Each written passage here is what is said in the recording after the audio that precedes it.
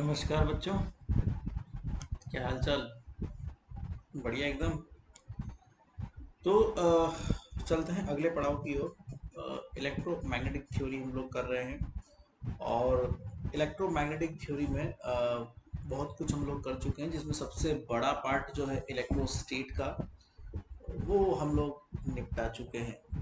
ठीक है। अब इलेक्ट्रोस्टेट के बाद में अगला जो हमारा टारगेट है वो सामने है मैग्नेटोस्टेट। ठीक है।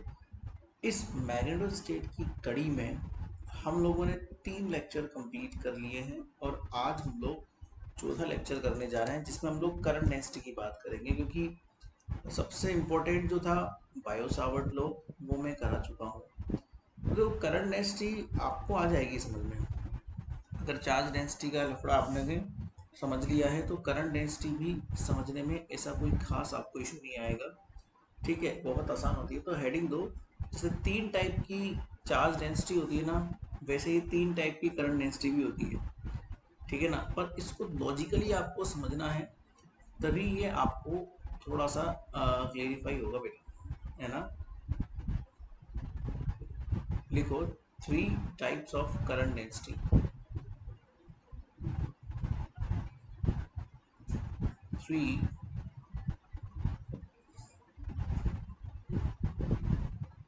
टाइप्स ऑफ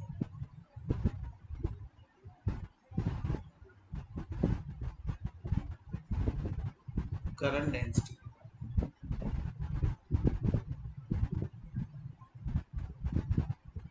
3 तरह की करंट डेंसिटी होती है। जैसे मान लो चार्ज डेंसिटी होती है ना बेटा, sorry, line charge density, surface charge density, volume charge density. ठीक उसी तरह से हमारे पास 3 तरह की करंट डेंसिटीज होती है सेम ऑर्डर में, जिसमें हम लोग सबसे पहले नंबर 1 पर पढ़ते हैं। Number 1,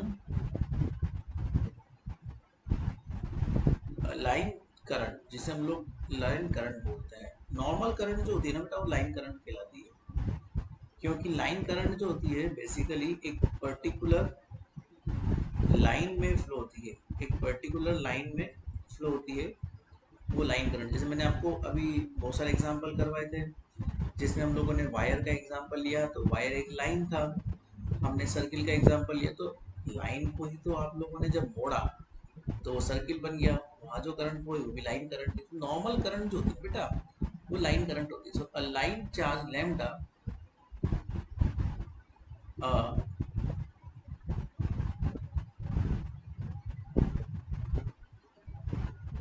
line charge lambda traveling down with a speed v,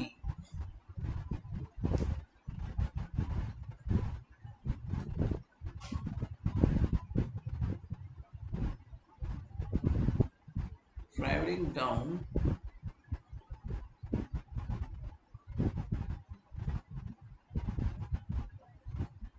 with a speed v constitute a current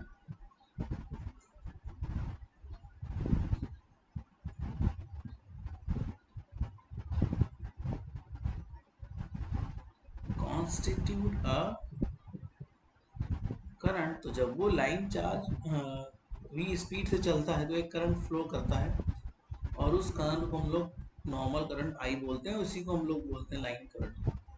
जैसे मान लो फॉर एग्जांपल ये एक लाइन है। अब इसको लाइन चार्ज को समझने के लिए हम एक छोटा सा लाइन ले लेते हैं जिसको डेल्टा एल बोल देते हैं। इसमें करंट मान चार्जेस मान लेता हूँ मैं डेल्टा क्यू है। तो लाइन चार्ज बेसिकली हम ये जानते हैं total charge upon total length, या फिर छोटा वाला चार्ज अपॉन छोटी वाली लेंथ, ये तो आपको पता है। तो नॉर्मली करंट जो होता है ना वो होता है चार्ज अपॉन टाइम, कितने टाइम में कितना चार्ज का फ्लो हुआ वो कहलाता है। अब इसमें अगर मैं थोड़ा सा एल का ऊपर नीचे मल्टीप्लाई कर दूं तो ये जो बना एल का नीचे ऊपर मल्टीप्लाई करने से ये तो बन गया आपका लेमडा, और ये बन गया वेलोसिटी। तो एक बना लेमडा एक बना वेलोसिटी। तो जो लाइन करंट होती है बेसिकली नॉर्मल करंट है, जिसको हम लाइन चार्ज डेंसिटी लेमडा की फॉर्म में शो कर सकते हैं। इस तरह के चार्जेस में जो मैग्नेटिक फोर्स यहाँ पर लगता है दैट इज एफ मैग्नेटिक, वो इस तरीके से काम करता है that is D Q, and छोटा सा चार्ज इसलिए उसको इंडिकेट किया है वी क्रॉस वी, जो लॉरेंज फोर्स का एक मैग्नेटिक फील्ड का पार्ट है। वैसे लगता मैग्नेटिक फोर्स यही है इसी के अलग अलग रूप होते हैं। जैसे क्यू वी क्रॉस वी का जो पहला रूप है वो मैं आपके सामने प्रदर्शित करना चाहता हूँ, ये ही इंपॉर्टेंट रूप होता है बेसिकली। इसको थोड़ा सा मॉडिफाई करते हैं लाइन नॉर्मल करंट के लिए। तो मॉडिफाई जब मैं करूँगा क्यू वी क्रॉस वी को, तो लेमडा डी एल, ठीक है, डी क्यू बराबर क्या हो जाएगा, लेमडा डी एल, इस वाले फॉर्मूले से नॉर्मली और बाकी तो जो है वो तो है ही सही, वी क्रॉस वी, जो वी क्रॉस बी है वो वी क्रॉस बी ही रहेगा।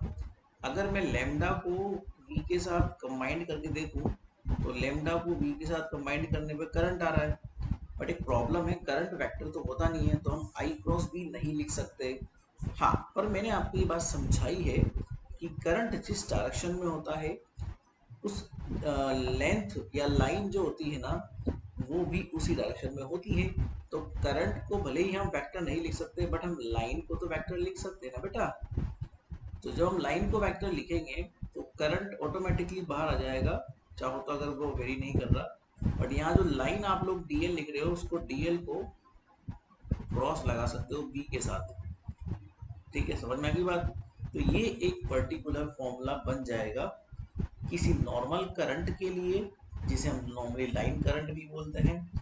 तो जब कभी मैग्नेटिक फील्ड के द्वारा लगने वाला फोर्स हमको निकालना हुआ, तो हम I D L, I D L, I B L sorry, तो जैसे आई पी एल होता है ना, तो आई पी एल की तर्ज पे ही बनाया गया है ये फॉर्मूला आई बी एल, तो याद रह जाएगा आपको। तो आई पी एल बोलो या आई बी एल बोलो, सिमिलर टोन आती है, तो याद रखने के लिए बहुत सिंपल है।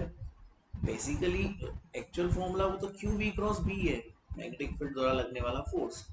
बट जब करंट की बात आ जाए, तो हमको करंट के लिए जब फॉर्मूला बनाना हो, या करंट जब अगर फ्लो होती है और उस करंट के लिए हमको कोई डिजाइन करना हो फॉर्मूला, ठीक है ना, तो हम इस तरह से डिजाइन कर सकते हैं। इसको आपको याद रखना है बेटा। दूसरा हम लोग बात करते हैं सरफेस करंट की, नंबर 2।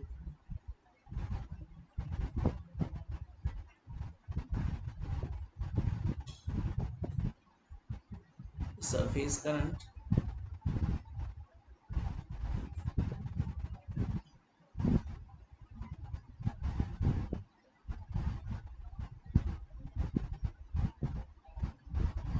ये बड़ा इंपॉर्टेंट बेटा,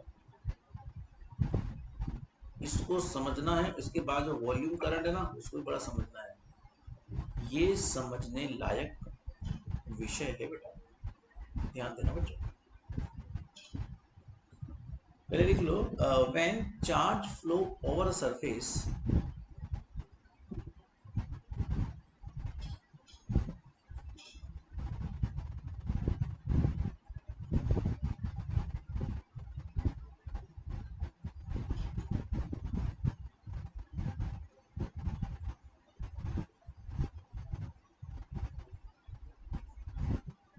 when charge flow over a surface, then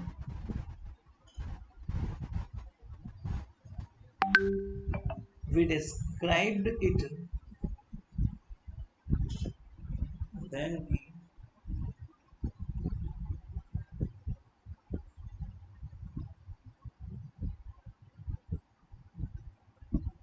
described it by the surface current density, by the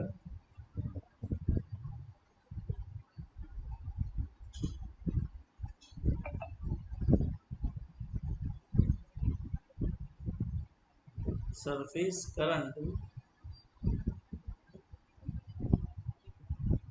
density के। अब लाइन में हमको नहीं फ्लो करवाना है ना, आपको सरफेस में करंट फ्लो करवानी है। तो अगर सरफेस में करंट फ्लो होती है तो सरफेस करंट डेंसिटी काम आती है, लाइन में फ्लो नहीं हुई curved surface.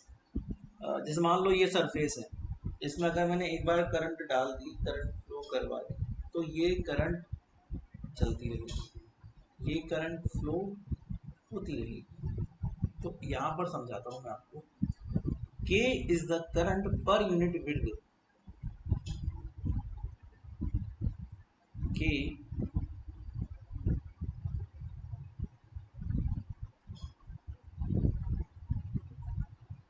is the current,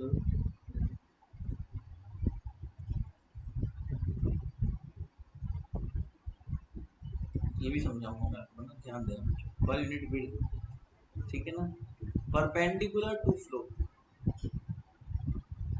perpendicular to flow मतलब वो विड्थ है जो फ्लो के क्या है, परपेंडिकुलर है। समझ में आई बात? So if their surface current density sigma,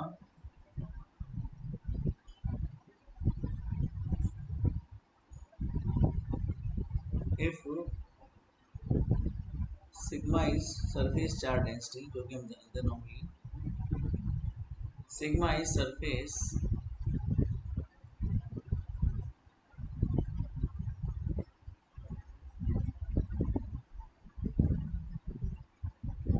surface charge density and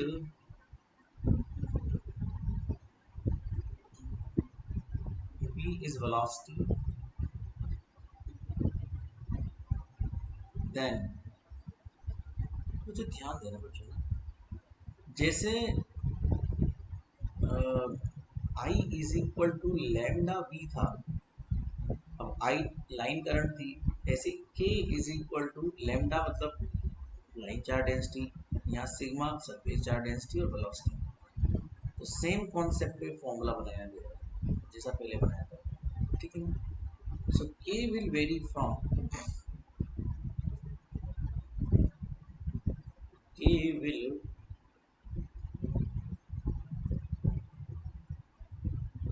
vary from point to point,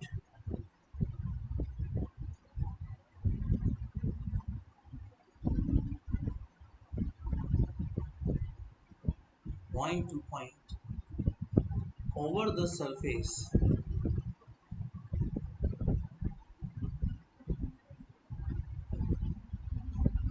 over the surface, then the magnetic field is given by, then the magnetic field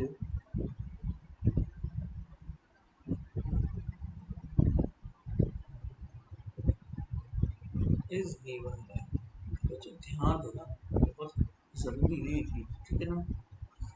जरूरी क्या है मैं समझाता हूँ, कि जो, सॉरी फील्ड नहीं, magnetic force है, मैंने गलत बोल दिया, मैग्नेटिक फोर्स है ये, then the magnetic force is given by, है ना,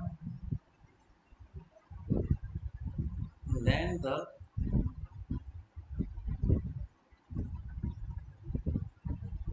magnetic force is given by। अब ध्यान देना, नॉर्मली मैग्नेटिक फोर्स का जो फॉर्मूला होता है वो होता है F magnetic is equal to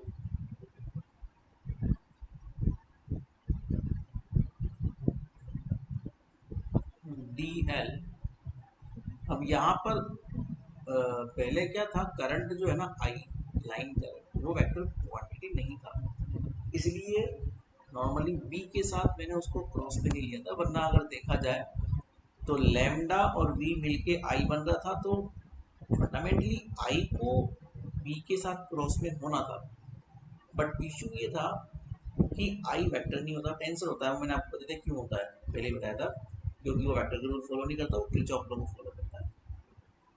तो किसी को तो क्रॉस आना था, तो थ्योरी ये थी कि I और L सेम डायरेक्शन में है, तो अगर फॉर एग्जाम्पल उपराष्ट्रपति और राष्ट्रपति में मेन काम राष्ट्रपति का होता है, अगर राष्ट्रपति किसी कारणवश बीमार पड़ जाए तो उपराष्ट्रपति उस कार्य को करता है, बट अगर राष्ट्रपति सही हो तो उपराष्ट्रपति क्यों उस काम को करेगा। इन द सेम कंडीशन आई यहाँ पर बेसिकली काम नहीं कर सकता था, क्योंकि वो वेक्टर नहीं था, इसलिए आई और डीएल सेम डायरेक्शन में होने से वो काम डीएल ने किया क्रॉस में, बट यहाँ के साथ तो कोई इशू नहीं है, तो यहाँ जो आई की जगह आया वो के आया, तो के को हम लोग बी के साथ ले सकते हैं। पर अभी इस लैंग्वेज को समझाना बाकी है कि ऊपर जो लिखा हुआ है, ऊपर क्या लिखा हुआ है बेटा, कि ओवर द सरफेस, अगर हम लोग एक सरफेस लें,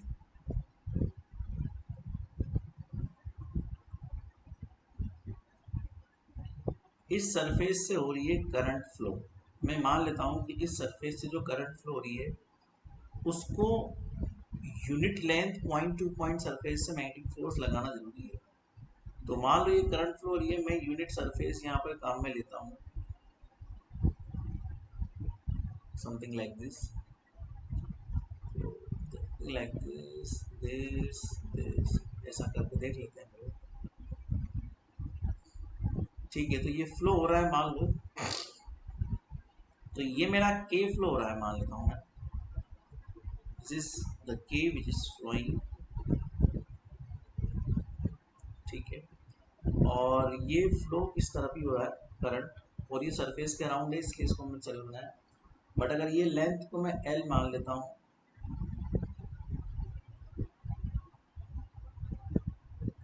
ठीक है, और इसको डी एल मान लेता हूँ,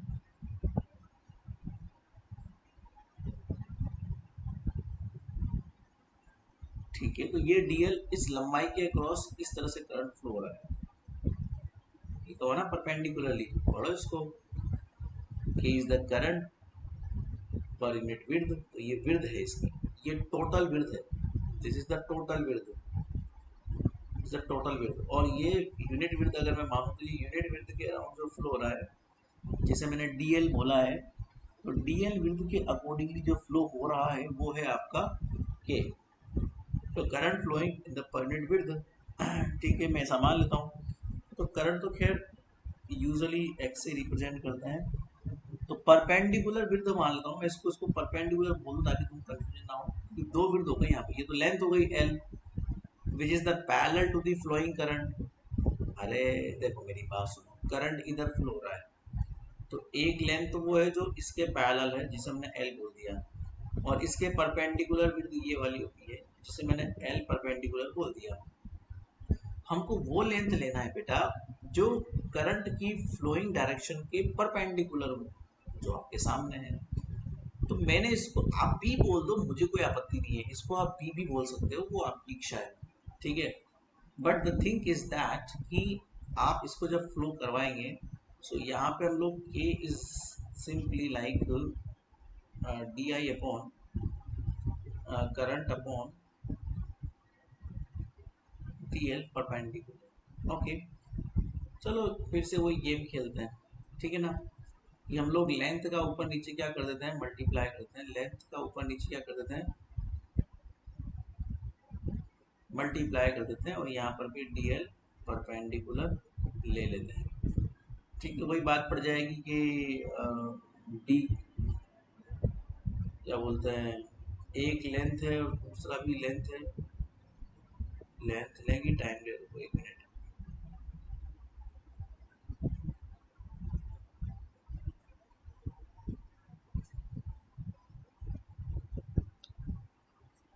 ये तो खैर टाइम लगेगा, लेंथ तो लेते हैं, लेंथ का कोई मतलब नहीं, हम लोग एरिया से करंट फ्लो करवाएंगे ना, वो लेंथ तो ऑलरेडी है नीचे, लेंथ मतलब। पहले तो एक काम करो, डी आई को D Q upon D T लिख दो, डी आई को D Q upon D T या फिर टी लिख दो, और फिर हम लोग क्या करें, इसको ये लिखने के बाद एरिया को ऊपर नीचे मल्टीप्लाई कर दो, ये काम करें, आई बराबर डी क्यू अपॉन डी या फिर D Q upon D T, और एरिया को मल्टीप्लाई कर दो। तो हमारा जो परिभाषा है उस अकॉर्डिंग इसको थोड़ा समझते हैं।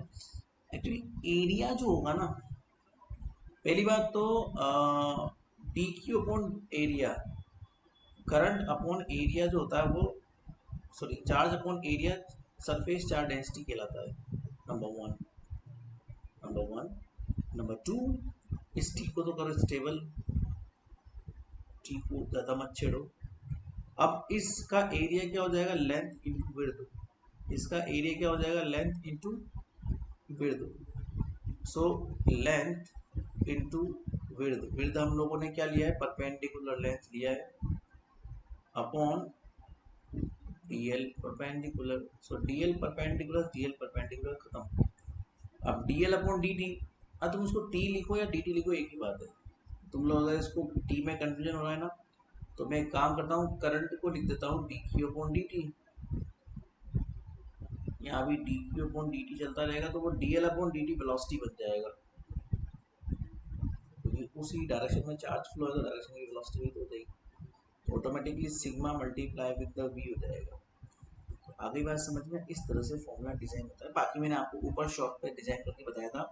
शॉर्ट पे डिजाइन करना हो तो वही सिंपली जैसे आई बराबर लेमडा वी था, ठीक वैसे ही के बराबर सिग्मा वी से डिजाइन कर सकते हो। फिर इसका मैग्नेटिक फोर्स निकालना है, सेम मेथड सेम तरीके से निकाल सकते हो, दैट इज एफ मैग्नेटिक।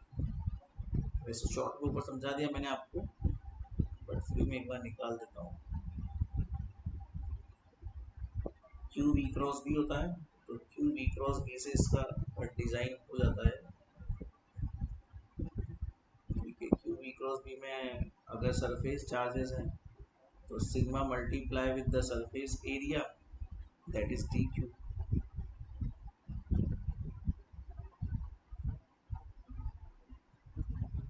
और सिग्मा को वी के साथ कंबाइंड कर लेंगे,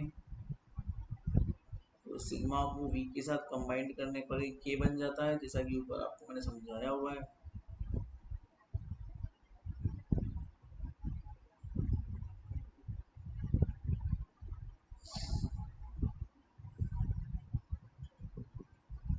अच्छा, ऊपर भी एक गलती कर दी मैंने, यहाँ डी एल नहीं आएगा, एक्चुअली डी एल नहीं आएगा, ये ऊपर जो है ना ये डी ए आएगा, क्योंकि वहाँ लाइन था, यहाँ सरफेस का काम है ना, इसलिए सरफेस डी आएगा, या डी ही चलेगा ना। तो ये हो जाएगा K cross B, K cross B that is the simple formula. ठीक है, बस यही फॉर्मूला ऊपर बताया था मैंने आपको, यही फॉर्मूला नीचे बता दिया, तो शॉर्ट तरीके से ऊपर समझाया था, फिर डिटेल में नीचे समझा दिया। अब अगला देखते हैं, volume current density number third.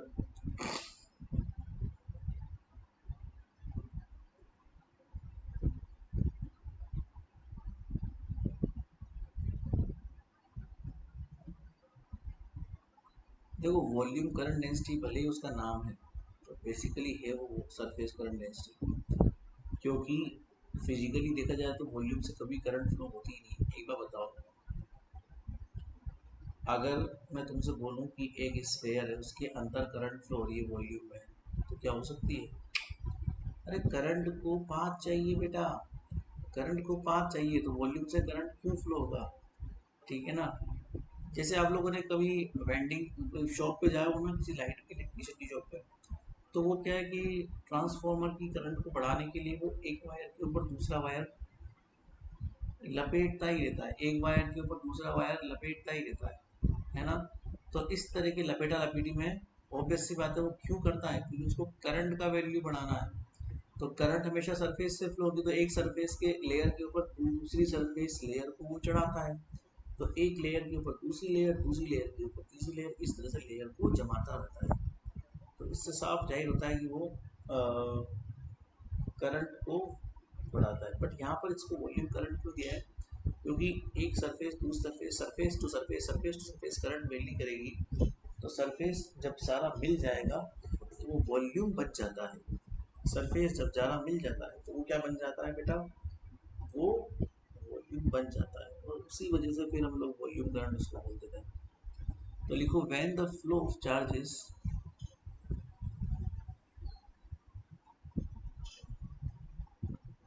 When the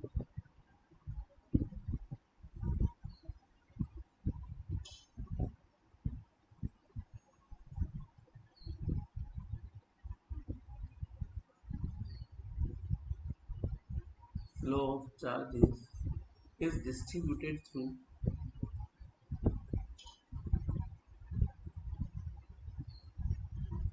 is distributed through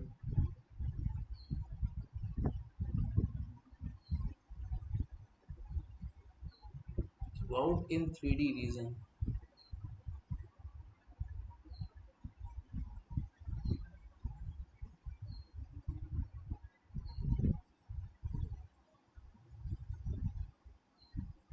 समझे? अब यहाँ कोई लाइन में करंट फ्लो नहीं करवानी है सरफेस में, और अलग अलग सरफेस को मिला के एक वॉल्यूम बनाना है। Then it described by then it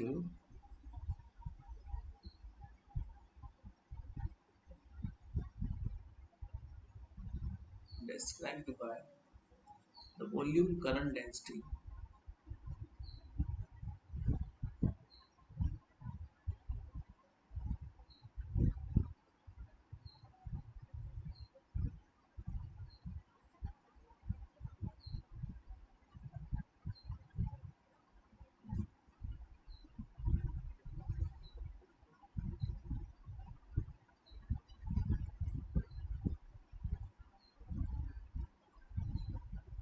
ठीक है। J J is the current per unit area, बस वहां पे अपन ने के को बोला था per unit length, perpendicular length, यहाँ पर हम लोग एरिया बोल देंगे तो बस हो जाएगा काम। J is the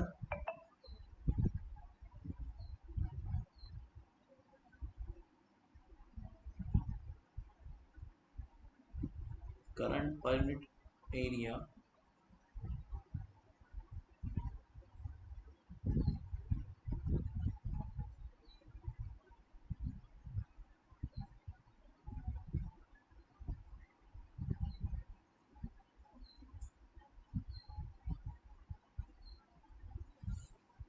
parallel parallel to flow. वो एरिया जो फ्लो का पैरेलल हो ना।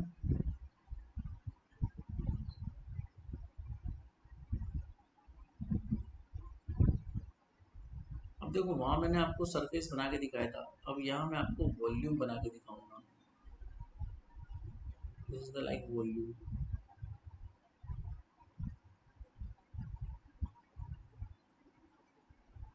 दिस इज लाइक वॉल्यूम, और इस वॉल्यूम में देखा जाए तो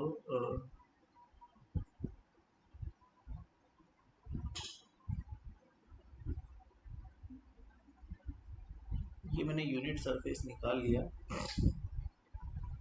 और ये यूनिट सरफेस मैं ऐसा मान लेता हूँ कि ये पैरेलल है इसका सरफेस एरिया, इसका सरफेस एरिया इस डायरेक्शन में होगा, और करंट भी आपका इसी डायरेक्शन में फ्लो हो रहा है, तो दोनों होगा पैरेलल, सिंपल सी बात है। तो करंट का फ्लो इधर ही है और सरफेस एरिया भी इधर ही डायरेक्शन में, तो जे बराबर कितना हो जाएगा बेसिकली डी आई अपॉन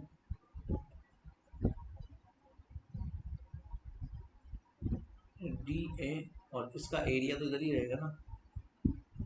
हाँ तो इसको ले लेते हैं हम लोग।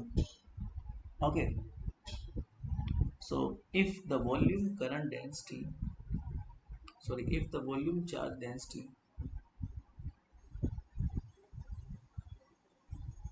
if the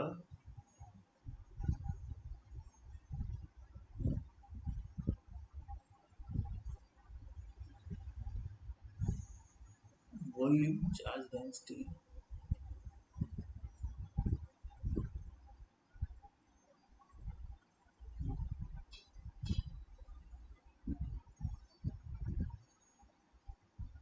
is rho, and velocity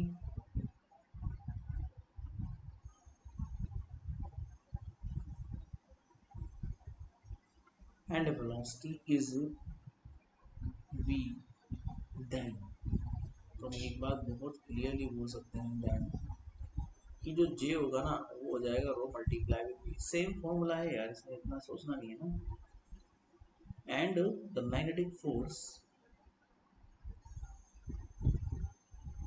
and the magnetic force, इनकी वजह से फोर्स भी हम निकाल सकते हैं आराम से, on the volume current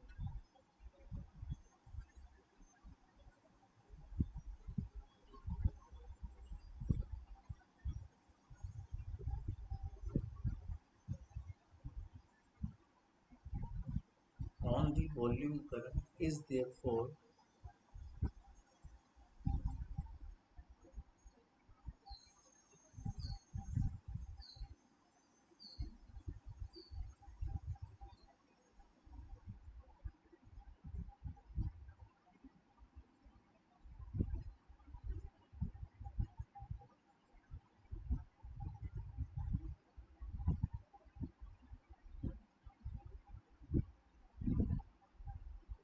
we cross that's it. D Q बराबर रो डी क्यू हो जाएगा। ये तो हम जानते हैं बेसिकली, डी क्यू में सॉरी वी बड़ा होना चाहिए because V indicate the volume, V indicate the volume and small v represents the velocity. तो रो मल्टीप्लाई विद v इसको जे बोल सकते हैं। जे में आपको वेक्टर फॉर्म में दिखा सकता हूँ। तो ये मेरा वैसे भी वॉल्यूम, तो वैसे भी वॉल्यूम वैसे भी वो नहीं होता, क्या बोलते हैं, वेक्टर नहीं होता, तो वे हमेशा वेक्टर जे ही होगा। तो जे को ही वेक्टर फॉर्म में हम लोग शो कर सकते हैं। This is the fundamental formula for the volume. और एक और नोट डाल लीजिए आप अलग से, ये current is same direction always attract each other. मैं आपको कुछ सवाल लिखाऊंगा, उन सवालों में अब मैं आपको फोर्स निकालने की ट्रीटमेंट दूंगा कि कैसे वायर्स के बीच में फोर्स निकलता है। जैसे दो चार्ज होते हैं ना, तो फोर्स हमेशा दो चार्जेस के बीच में निकलता है। मतलब कि एक चार्ज दूसरे चार्ज पर फोर्स लगाता है, तो दोनों चार्जेस के बीच में फोर्स कैलकुलेट किया जा सकता है। दोनों चार्जेस के बीच में फोर्स कैलकुलेट किया जा सकता है। ठीक है। ऐसे ही हम लोग अब दो तरह की करंट वायर बनाएंगे और उन दोनों तरह की करंट वायर्स के बीच में फोर्स को निकालेंगे, है ना, कि दो तरह के करंट वायर एक दूसरे के ऊपर फोर्स कैसे अप्लाई कर सकते हैं। तो मैं एक कॉन्सेप्ट आपको बताना चाह रहा था। अभी हम लोग जब निकालेंगे तो एक चीज़ ध्यान रखना कि अगर दोनों वायर में सेम डायरेक्शन में करंट फ्लो हो रही है, तो वो दोनों करंट एक दूसरे को अट्रैक्ट करती है। ये चार्ज के नेचर से बिल्कुल उल्टा है। दो सेम नेचर के चार्ज अगर होते हैं तो दोनों एक दूसरे को रिपेल करते हैं। बट यहाँ पे अगर दो करंट सेम डायरेक्शन में है, तो वो दोनों ही करंट एक दूसरे को अट्रैक्ट करते हैं, ना कि रिपेल करती है। आगे बात समझ में। तो वो वाला काम अब हम लोग नेक्स्ट हमारे इंस्टॉलमेंट में करना चाहते हैं। तो देखो थोड़ा सा क्वेश्चंस और हम लोग अब चलते हैं। जैसे मैं एक एग्जांपल देता हूँ आपको, बहुत सिंपल सा एग्जांपल है, ठीक है ना, फोर्स निकालने का।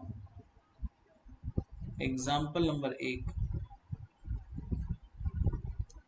एग्जांपल ये है वैसा, जैसे एक वायर है, एक नहीं एक्चुअली दो वायर, बिकॉज फोर्स तो दो वायर्स के बीच में निकलता है ना। तो ये वायर है और ये भी वायर है।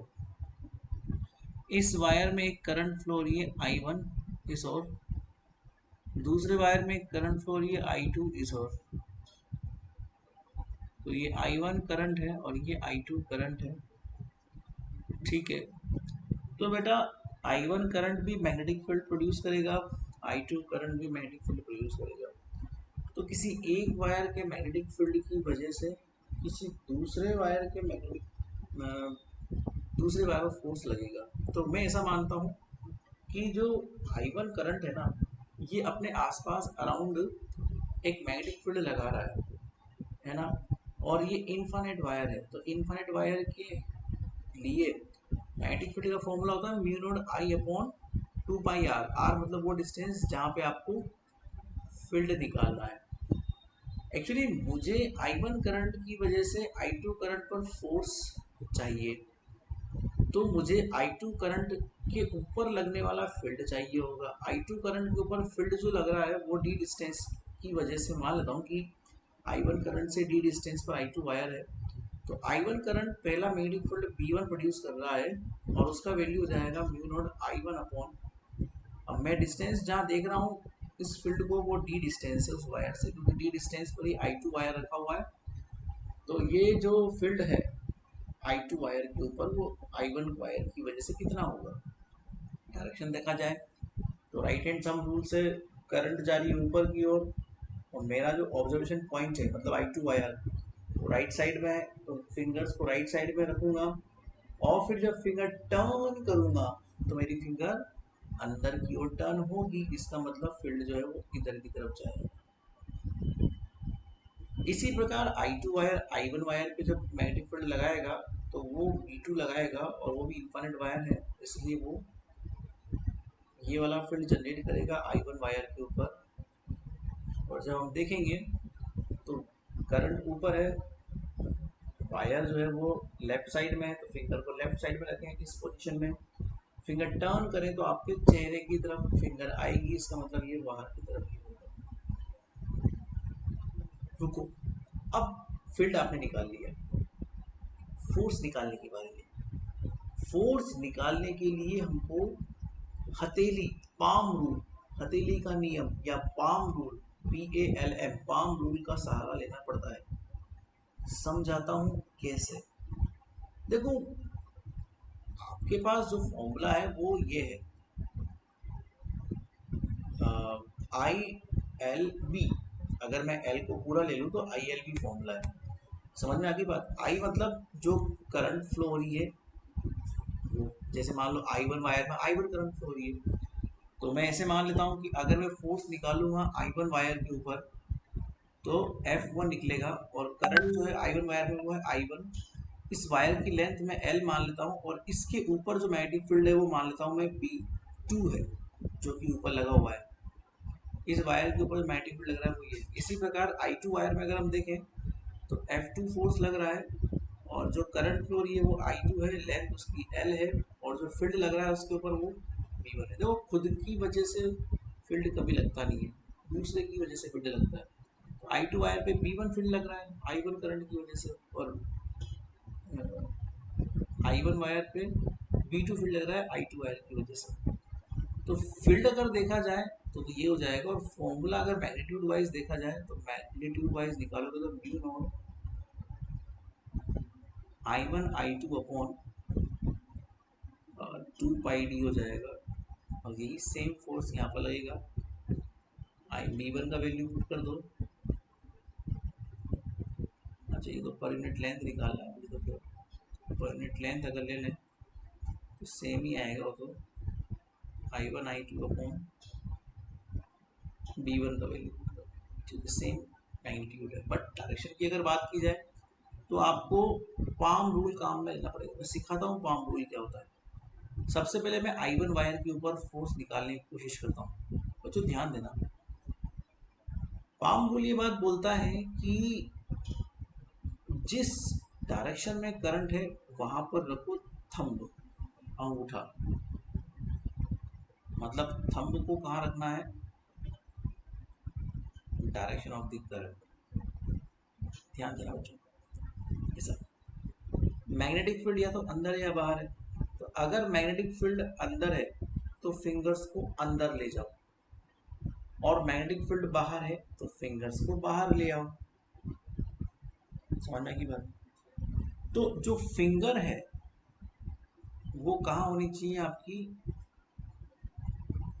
वो होनी चाहिए इन द डायरेक्शन मैग्नेटिक। अब जैसे पहले वायर की बात करता हूँ, पहले वायर में क्या है बेटा, करंट ऊपर है और फील्ड बाहर है, तो मुझे अपने हाथ को ऐसा रखना पड़ेगा। राइट हैंड ही काम में लेना, याद रखना, always use right hand.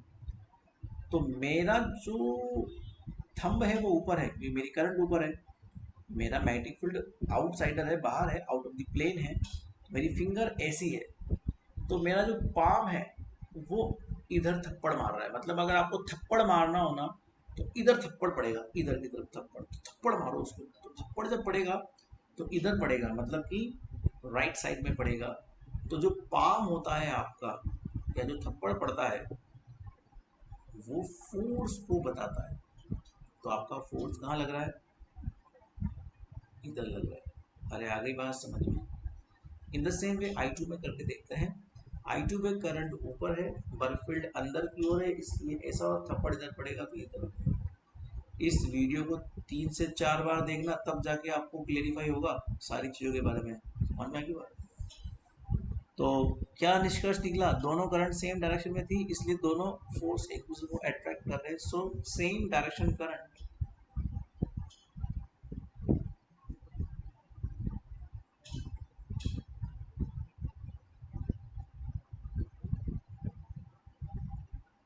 So same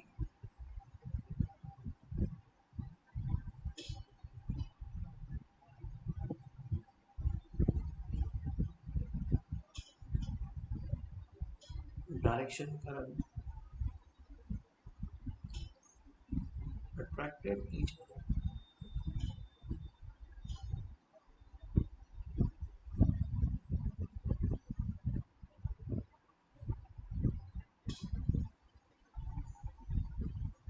attracted each other. Is this okay? Fine. दूसरा अगर मैं एग्जांपल हूँ, एग्जांपल नंबर 2, सेम तरह का एग्जांपल है, कोई बड़ी बात नहीं है, सेम एग्जांपल है, बस ये है कि मैं करंट को थोड़ा चेंज करने वाला हूँ। तो मैं ऐसा मान लेता हूँ कि वायर है और ये दूसरा वायर है, तो इसमें करंट I1 यहाँ फ्लो हो रहा है और I2 भी नीचे फ्लो हो रहा है। ये आपके लिए एग्जांपल है, देखना सेम डायरेक्शन में करंट आएगी। खुद करके देखना है इसको। मैं आपको बता दूँ कि जो पहला वायर है ना, और दूसरे पर मैग्नेटिक फील्ड लगाएगा तो यहाँ P1 मैग्नेटिक फील्ड लगाएगा वो, और वो आएगा same mu naught I1 upon, और डी डिस्टेंस पर इसलिए 2πd। जब आप इसको निकालोगे तो ये इधर है, इधर है, तो ये बाहर की तरफ फील्ड आएगा और ये अंदर की तरफ फील्ड आएगा और ये आएगा। ये आपको खुद को करके देखना, ये आपकी प्रैक्टिस के लिए करा रहा हूँ मैं, वरना सेम तरह के क्वेश्चन बनाने में क्या फ़ायदा, आप प्रैक्टिस कर पाओगे।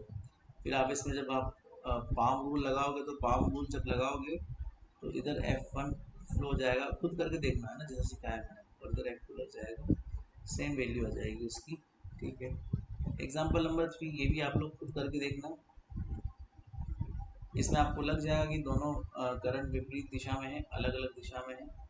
तो जो बेसिकली वो आएगा, क्या बोलते हैं उसको, फोर्स आएगा ना, वो फोर्स थोड़ा सा गड़बड़ आएगा। गड़बड़ ऐसा आएगा एक्चुअली, जब आप यहाँ पे ये I1 करंट है, ये I2 करंट है, जब फील्ड निकालोगे ना तो फील्ड यहाँ पर ये इनसाइडर फील्ड आएगा और यहाँ पर भी इनसाइडर फील्ड आएगा। वैल्यू तो आपको पता ही है, खैर वो मैंने लिख रखी है, सेम वैल्यू आएगी, बट डायरेक्शन वाइज देखा जाए तो ऐसा आएगा। फिर जब ये फोर्स निकालेगा तो फोर्स इधर लगेगा इसका F1 और इधर लगेगा इसका F2। खुद करके देखना है ना, फोर्स तो सेम आएगा magnitude wise, but direction force की अलग अलग आएगी। Check that.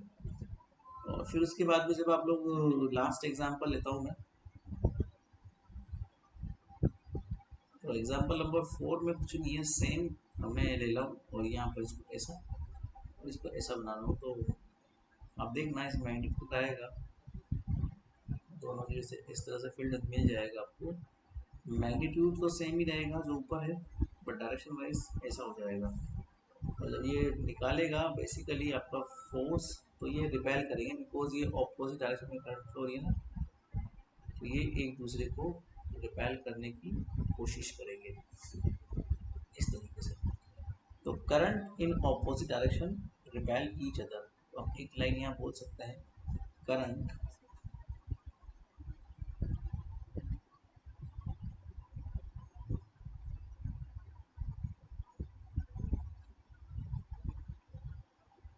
In opposite direction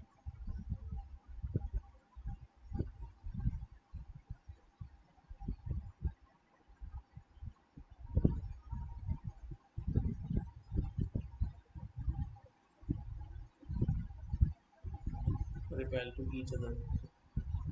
अगला सवाल कर देखते हैं, क्वेश्चन एग्जांपल वगैरह कुछ सवालों पे आते हैं। सवाल number 1,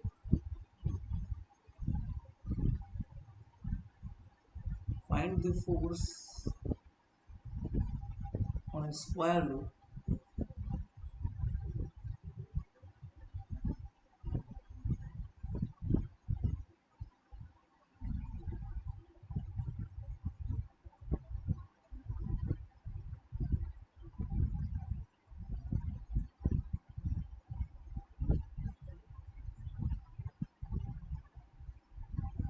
placed as shown in figure।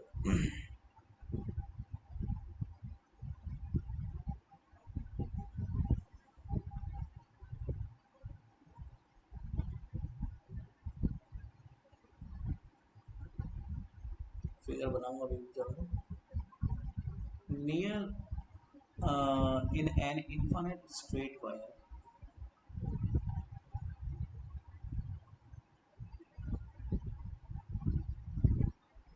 near in an infinite straight wire,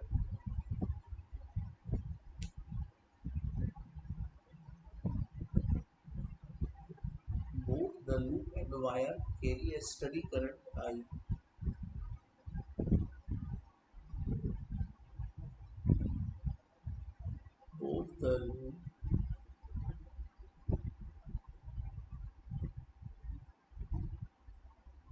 wire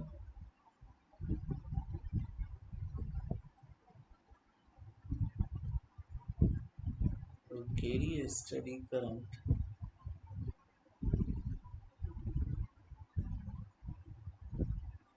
I.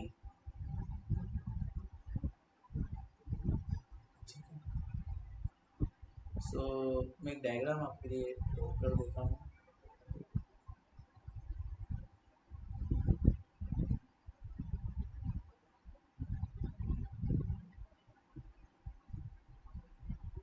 ये लूप है, स्क्वायर लूप है, चारों साइड्स इसकी ऑलमोस्ट इक्वल है। मैं एक साइड का लेंथ आपको दे देता हूँ, ये ए लेंथ है, ठीक है। और इसके नीचे एक और स्ट्रेट वायर में लेता हूँ जिसकी करंट जो है वो आई है। ओके, सो फोर्स निकालना है वायर की करंट की वजह से ऊपर लूप में। एक्चुअली ऊपर लूप में पहले क्या है, करंट फ्लो हो नहीं रही थी, बट वो इंडक्शन की वजह से ऊपर करंट फ्लो हो जाती है। वायर में करंट फ्लो हो रही थी I1। तो देखो, वायर में करंट फ्लो ऐसी है, अगर मैग्नेटिक फील्ड देखा जाए तो ऊपर की तरफ ऐसा होगा, ठीक है। तो बाहर की तरफ मैग्नेटिक फील्ड ये लगाएगा, क्योंकि हमारा करंट इस डायरेक्शन में वायर का लूप ऊपर है। तो ऊपर मेरा ऑब्जर्वेशन पॉइंट है जहाँ मुझे करंट चाहिए, या मुझे जहाँ करंट देखनी है, सॉरी मैग्नेटिक फील्ड देखना है, सॉरी। तो करंट इधर है, मैग्नेटिक फील्ड ऊपर देखना है, तो ये फिंगर्स को ऐसे रखना पड़ेगा। और जब फिंगर्स ऐसे रहेगी बेसिकली, तो टर्न करने पर फिंगर बाहर की ओर आएगी, मतलब कि मैग्नेटिक फील्ड जो है वो देखा जाए तो आउटसाइडर मेरे को दिखाई देगा। ये डायग्राम क्वेश्चन में दिया हुआ है, बट मैं अब अलग से डायग्राम आपको बना के दिखा रहा हूँ, ताकि मुझे फोर्स निकालना है तो मैग्नेटिक फील्ड चाहिए होगा। तो मैं ऐसा मान लेता हूँ कि मैग्नेटिक फील्ड आउटसाइडर रहेगा, जस्ट लाइक दिस। इस पूरे रीजन में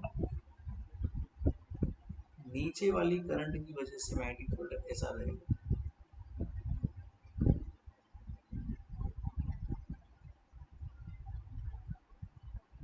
समझ रहे हो?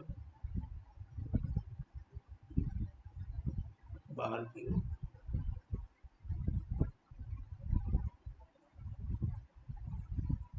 बच्चों, बहुत सिंपल सी चीज मैं आपको बता दूं। देखो, आपने मैग्नेटिक फील्ड निकाल लिया, ठीक है। अब अगर मैग्नेटिक फील्ड आपने निकाल लिया है, तो ये डिस्टेंस आपको कितना दे रखा है, सॉरी एस, एस दे रखा है। ये तो बस बनाना है, भूल गया मैं। यहाँ से यहाँ तक का डिस्टेंस आपको एस दे रखा है, ठीक है। ओके, तो बच्चों अगर मैं यहाँ पर फोर्स निकालना चाहूँ, तो दे रखा है कि अलग अलग वायर पर अलग अलग करंट का फोर्स होगा। तो मैं आपको समझाता हूँ। देखो, ये इस पहले वायर की, पहला वायर कौन सा, ये वाला है ना, ठीक है। तो इस पहले वायर में जो करंट है वो इधर फ्लो हो रहा है। तो मैंने आपसे कहा था करंट जहाँ पर होना वहां पर रख दो थंब, और मैग्नेटिक फील्ड जहाँ पर आए वहां रख दो फिंगर। तो मैं ऐसा रखूंगा, थंब यहाँ, फिंगर बाहर की तरफ। तो जो थप्पड़ पड़ेगा वो ऊपर की ओर जाएगा। इसका मतलब जो इस वायर का फोर्स है वो इधर जाएगा, F1। बाकी इधर देख लो, थंब ऊपर, फील्ड बाहर, थप्पड़ इधर पड़ेगा, तो फोर्स इधर जाएगा। इसको F2 बोल देंगे, इसको F3 बोल देंगे, और इसको F4 बोल देंगे। तो पाम रूल से मैंने F1 F2 F3 F4 निकाल लिया, ताकि मैं फोर्स रिजल्टेंट निकाल पाऊँ। फील्ड की बात करते हैं बच्चों, मैग्नीट्यूड ऑफ द फील्ड। तो वायर की वजह से जो फील्ड आपका आएगा वो basically mu naught I upon 2 pi R होता है। Mu naught I upon 2 pi R. तो प्रॉब्लम ये है कि अब आर वेरी कर रहा है ना, आर फिक्स थोड़ी है। तो मैं B1 का तो खैर मुझे पता है, B1 का तो मैं कुछ नहीं कहूँगा। एक्चुअली प्रॉब्लम पता है ना क्या है कि अ, ये डिस्टेंस पर जो फील्ड है और ये डिस्टेंस पर जो फील्ड है वो अलग अलग डिस्टेंस है, ठीक है। मैं एक काम करता हूँ, पहले B2 निकालता हूँ। B2 मतलब ये वाला वायर, ये जो F2 फोर्स लग रहा है ना वो। तो जब मैं B2 निकालना चाहता हूँ तो B2 का जो फॉर्मूला है बेसिकली वो होता है mu naught I upon 2 pi R. तो 2 पाई तो खैर ठीक है, बट आर जो है ना वो वेरिएबल है। आर कहाँ से कहाँ तक वेरी कर रहा है, इस पॉइंट से B2 पे और इस पॉइंट तक। तो ये पॉइंट S डिस्टेंस पर है और जो अपर पॉइंट है वो S+a डिस्टेंस पर है। तो यहाँ ये आर वेरिएशन में है, तो यहाँ सोल्व कर लेना जितना भी आएगा, ठीक है। और इधर फील्ड को देखें तो ये फील्ड S+a से लेके और यहाँ S तक है। तो B4 में जब फील्ड लगाऊंगा मैं तो वो हो जाएगा म्यू नॉट आई अपॉन,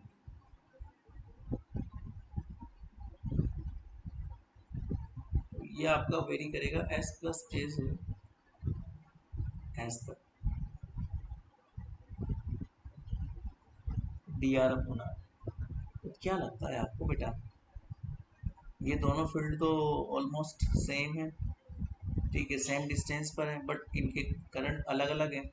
तो डिस्टेंस सेम और डायरेक्शन अलग होने से मुझे लगता है कि ये दोनों एक दूसरे को कैंसिल आउट कर देंगे। समझ में आ रही बात, इनका फोर्स एक दूसरे को कैंसिल कर देगा, क्योंकि देख लो ना यार, ये भी S से S प्लस है, ये भी S+a से S, तो बस डायरेक्शन तो उल्टी है, बाकी मैग्नीट्यूड तो इसका सेम ही आएगा ना।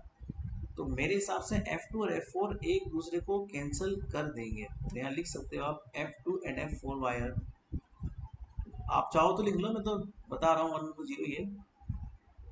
F2 and F4 wire are at same distance, are at same distance. F2 and F4 wire are at same distance, and the magnitude of this magnetic field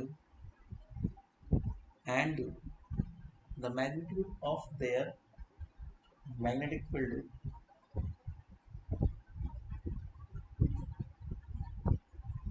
and the magnitude of their magnetic field are same, but the direction are opposite, but the direction are opposite,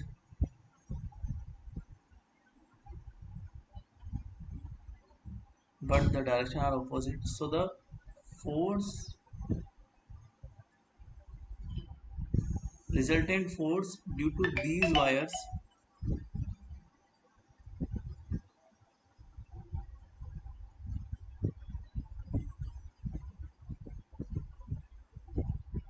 resultant force due to these wire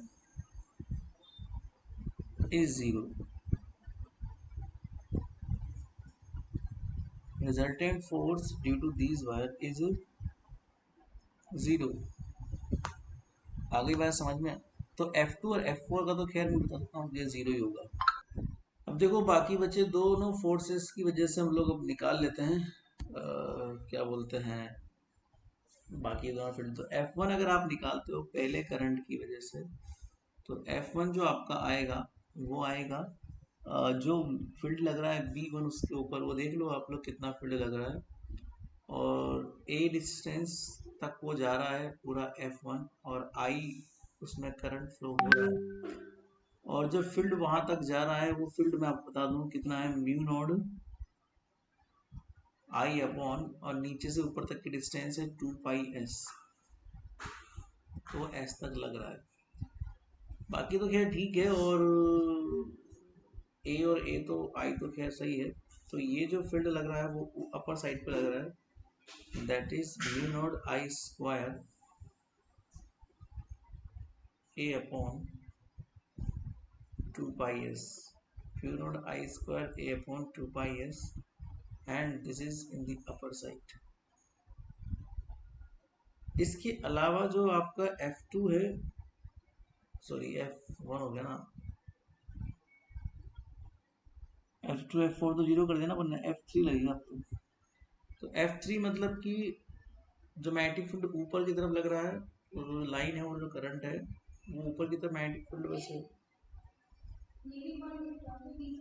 A plus S तक रहेगा, so mu naught A upon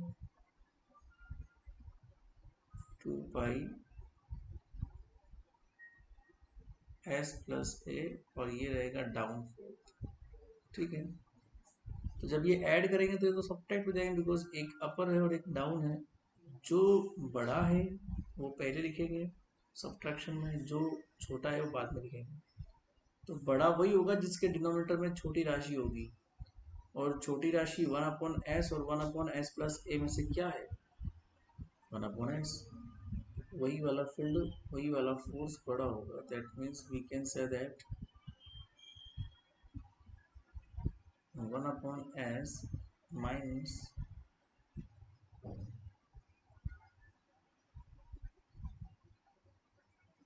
1/s plus A. इसको थोड़ा आप arrange करके थोड़ा सा लिख सकते हो, एलसीएम वेलसीएम ले सकते हो। So mu naught I square, LCM वगैरह ले लेते हो जाएगा A square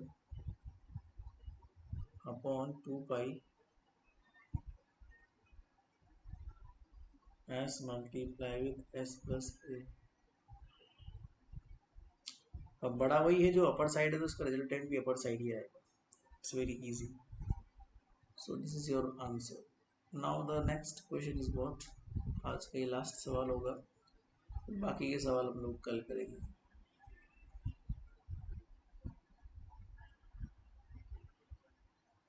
suppose the magnetic field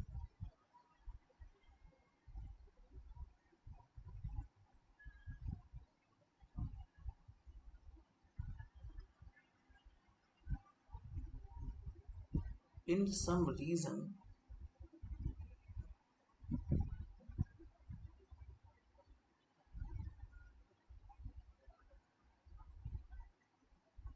in some reason as the form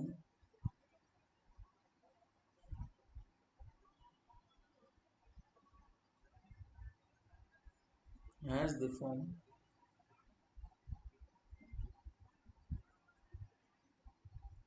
b vector is equal to K Z. वो कोई तो वेरिएबल है, ये z के रिस्पेक्ट में वेरी कर रहा है, और ये है x डायरेक्शन में। फील्ड x डायरेक्शन में है बट ये z में वेरी कर रहा है, वेरिएबल है मतलब। Where k is a constant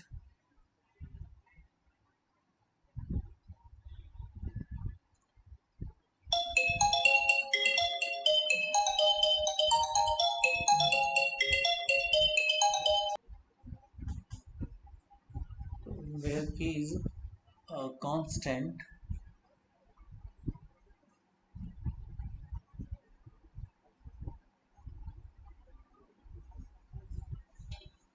find the force on a square loop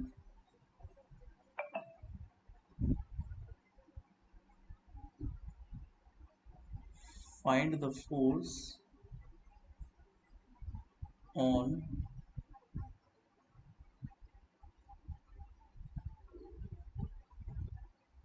square loop, and a square loop situated in yz plane,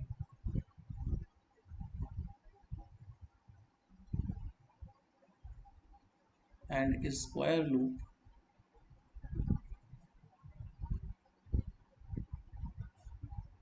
situated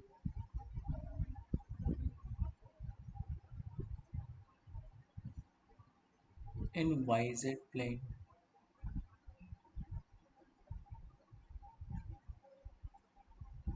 centered at origin।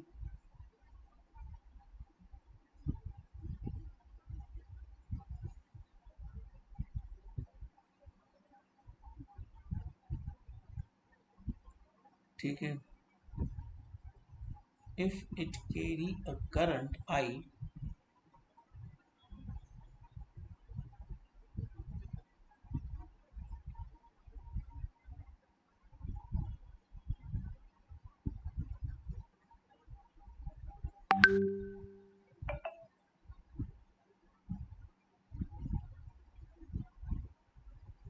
flows in a counterclockwise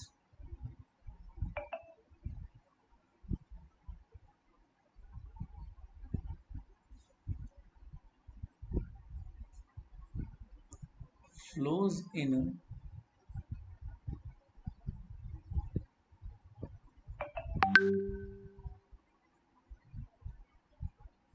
counterclockwise when you look down the x-axis.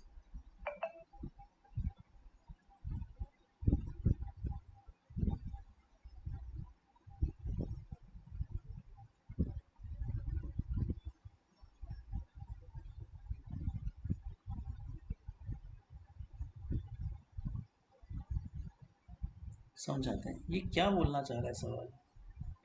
ये यूँ कहना चाह रहा है कि एक ना आपके पास में लूप है, वो भी स्क्वायर लूप। मैं आपको बना के दिखाता हूँ। तो according to this there is a square loop which is in the YZ plane. तो ये स्क्वायर लूप मैंने आपके सामने बनाया है।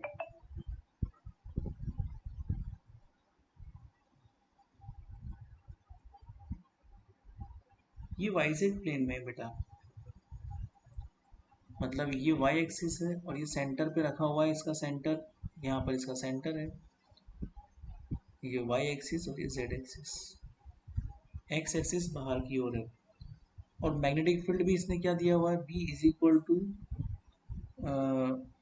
B Z K cap, K Z K cap, मतलब कि मैग्नेटिक फील्ड जो दे रखा है ना इसने, which is proportional to Z direction, मतलब कि अगर जेड बढ़ेगा ऊपर धीरे धीरे तो फील्ड का वैल्यू भी बढ़ेगा, है ना। तो B is equal to B Z K cap, मतलब अगर ये पॉजिटिव जेड एक्सिस पर है तो magnetic field K cap sorry X cap direction में है, क्योंकि इसने ये दे रखा है B is equal to K Z K cap. K cap का मतलब होता है बेटा sorry X cap, X cap मतलब बाहर की ओर एक्स डायरेक्शन में। तो अकॉर्डिंग टू दिस अगर मैं z का वैल्यू +1 +2 +3 लेता हूँ तो magnetic field plus x cap में रहेगा, मतलब बाहर की ओर। बट जैसे ही मैं b का वैल्यू -1 -2 -3 ऐसा कुछ लेता हूँ तो मैग्नेटिक फील्ड जो है वो माइनस एक्स कैप में रहेगा, मतलब कि अंदर की ओर रहेगा।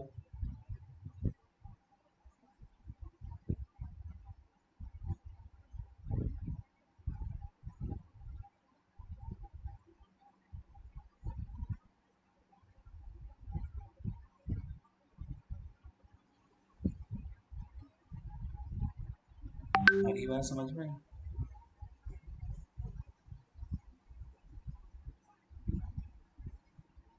ठीक है, ये उसने बोला। आगे पढ़ते हैं हम लोग। आगे प्रश्न ये बात बोलता है कि ये आई करंट फ्लो करवा रहा है काउंटर क्लॉकवाइज, मतलब कि एंटी क्लॉकवाइज। तो मैं इसमें आई करंट फ्लो करता हूँ एंटी क्लॉकवाइज। अब जरा फोर्स के बारे में चर्चा करते हैं। एक्चुअली मैग्नेटिक फील्ड धीरे धीरे बढ़ रहा है जेड एक्सिस पे, है ना। तो अगर मैं फोर्स पहले यहाँ लिख दूँ आपके लिए कि if z is positive then magnetic field is in the plus x cap direction, and if z is negative then magnetic field is in the minus x cap direction. It's very easy. So when you look down the x axis,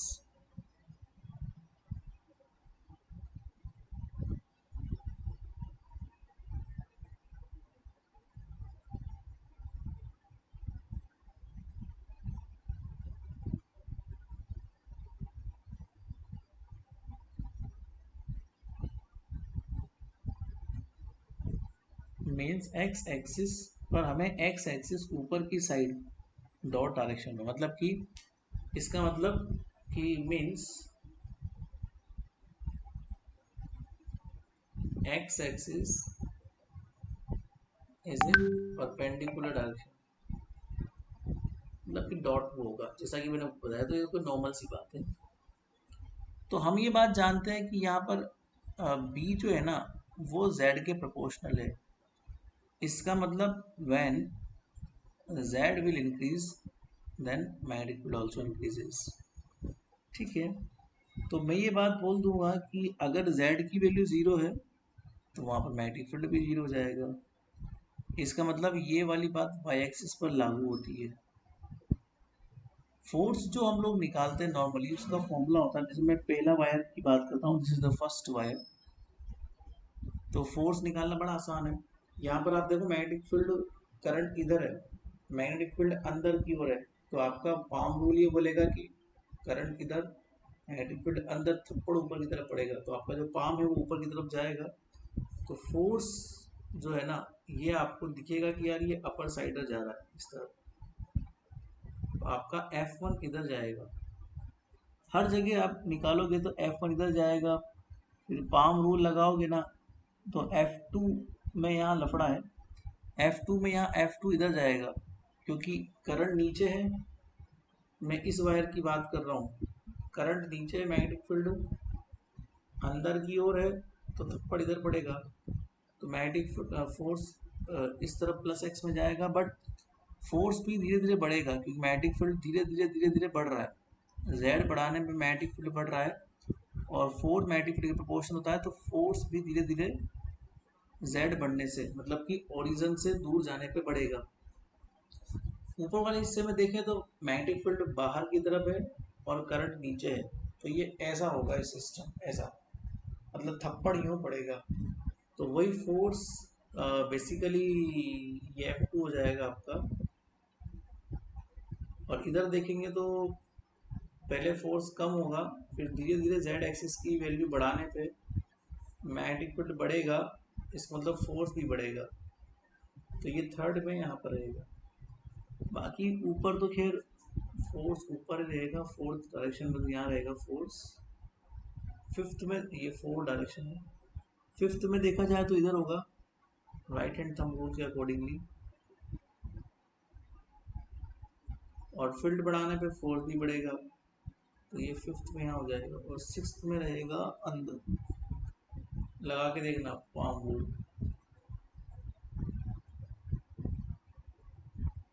force की value निकाल लेते हैं हम लोग, तो force का value निकालेंगे,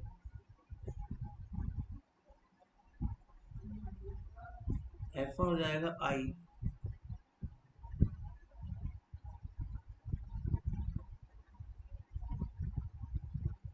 यहाँ पर देख लो ये F1 कंप्लीट ए डिस्टेंस को कवर करके निकलेगा, मतलब यहाँ से लेके यहाँ तक को,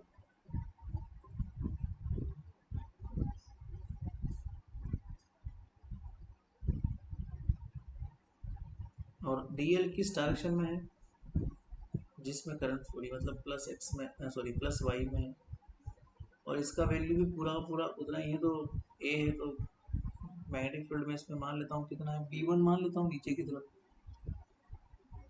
आपका जो ये तो वाई डायरेक्शन में मैग्नेटिक फील्ड अंदर की ओर है,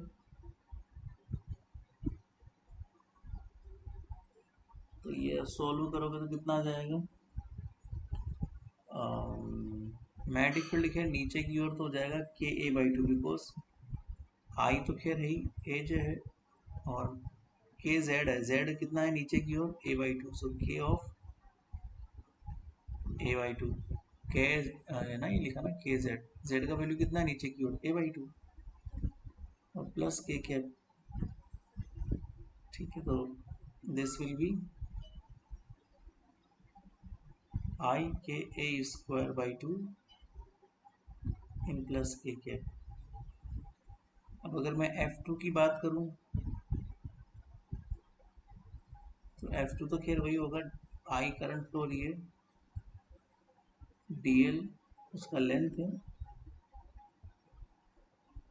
B1 फिर लगेगा नीचे की ओर, तो आई, और F2 में जो डिस्टेंस वेरी करेगी वो बेसिकली A/2 होगी, तो DL का वैल्यू होगा, और वो वेरिएबल है, तो DL तो वो तो वेरिएबल है ना, और Z भी वेरिएबल है, तो B बराबर KZ, and this is variable that is DZ, and यहाँ पर जो DL है वो नीचे की ओर आ रहा है, मतलब कि माइनस के कैप में आ रहा है, मैग्नेटिक फील्ड भी माइनस आई कैप में अंदर की ओर लग रहा है,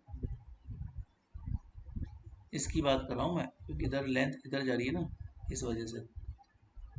और इसको थोड़ा सॉल्व करेंगे। तो आई के इसको वेरिएबल जेड टी जेड मान लेते हैं। After the solution this will give you J K. F3 में भी सेम काम होगा, बट यहाँ बस सेम काम तो होगा, बट यहाँ माइनस जे के पाएगा।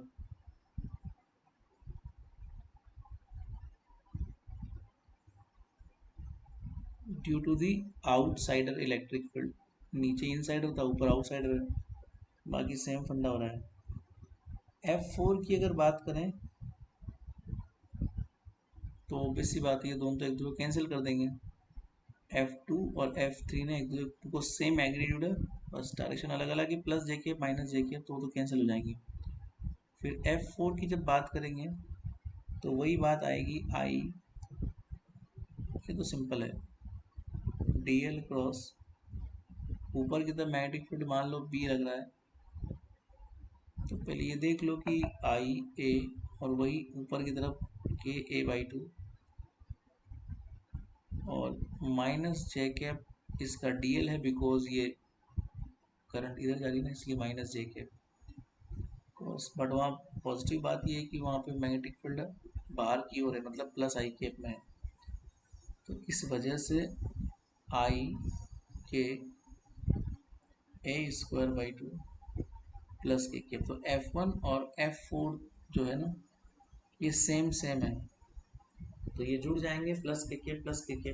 बाकी F5 और F6 ठीक वैसे ही कैंसिल हो जाएंगे जैसे F2 और F3 हुए थे। तो मैं ज़रूरत नहीं निकालने की, आप लोग खुद समझ जाओ, या निकालना चाहो तो आप निकाल लेना कि F5 और F6 जो है वो एक दूसरे को कैंसिल कर देंगे, जैसे F2 F3 ने किया था। तो रिजल्टेंट जो आएगा ना वो F1 प्लस F4 के आएगा। तो रिजल्टेंट F रिजल्टेंट जब मैं निकालूंगा तो F रिजल्टेंट ऑटोमेटिकली दोनों का एडिशन आ जाएगा, 1/2 मिला के फुल हो जाएगा। तो आई के ए स्क्वायर, और ये रिजल्टेंट का होगा के कैप में होगा। That's it. तो बस आज इतना ही करते हैं, बाकी प्रैक्टिस क्वेश्चन हम लोग अगली क्लास में करेंगे। तब तक आप लोग इसको ढंग से पढ़ लीजिएगा, समझ लीजिएगा। अगले लेक्चर में इस प्रैक्टिस क्वेश्चंस को फिनिश करके और फिर हम लोग एम्पियर लॉ की तरफ जाएंगे। फिर एम्पियर लॉ को समझेंगे, एम्पियर लॉ के कुछ क्वेश्चंस करेंगे। फिर एम्पियर लॉ के बाद वेक्टर पोटेंशियल आएगा, वेक्टर पोटेंशियल में सोलेनॉइड की बात करेंगे। फिर सोलेनॉइड के बाद मैग्नेटिक मूवमेंट आएगा, मैग्नेटिक मूवमेंट आएगा, फिर टॉर्क आएगा। ये सब चीज़ें हमको पढ़नी है। ठीक है बेटा, so thank you so much.